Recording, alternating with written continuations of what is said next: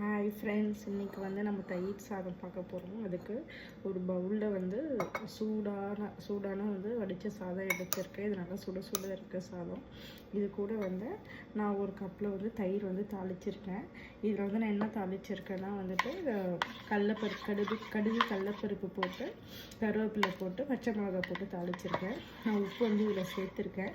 இப்போ என்ன பண்ணுறோன்னா, சாதம் சூடாக இருக்கும்போதே இதை வந்து நான் வந்து தயிரை வந்து நல்லா பீட் பண்ணி வச்சுருக்கேன். இதில் நான் எதுவும் தண்ணி சேர்க்கலை. ஏன்னா இந்த மாதிரி வெறும் தயிராக சேர்க்கும்போது டேஸ்ட்டும் நல்லாயிருக்கும்.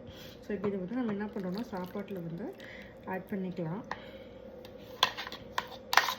எப்பயுமே கரெக்டாக வந்து தயிர் ஆட் பண்ணுறத விட நம்ம இந்த மாதிரி கொஞ்சம் எக்ஸ்ட்ராவாக வந்து நம்ம சேர்த்தோம்னா அந்த சுடு சாதம் வந்து கொஞ்சம் வந்து தயிரை வந்து அப்சர்வ் பண்ணணும். அப்படி அப்சர்வ் பண்ணும்போது சாதம் வந்து நல்லா டேஸ்ட்டாக இருக்கும். என் பிள்ளைங்களுக்கு இந்த மாதிரி செஞ்சு கொடுத்தோன்னா ரொம்ப விரும்பி சாப்பிடுவாங்க. நான் இது கூட வந்து இன்னும் நல்லா அவங்க விரும்பி சாப்பிடணுன்றதுக்காக நான் என்ன பண்ணியிருக்கேன்னா, வீட்டில் வந்து திராட்சை இருந்துச்சு, அதை நான் வந்து கட் பண்ணி வச்சுருக்கேன். இப்போ நான் அதையும் வந்து இது கூட வந்து நான் சேர்த்துக்கிறேன். நல்லா இப்போ மிக்ஸ் பண்ணிடணும்.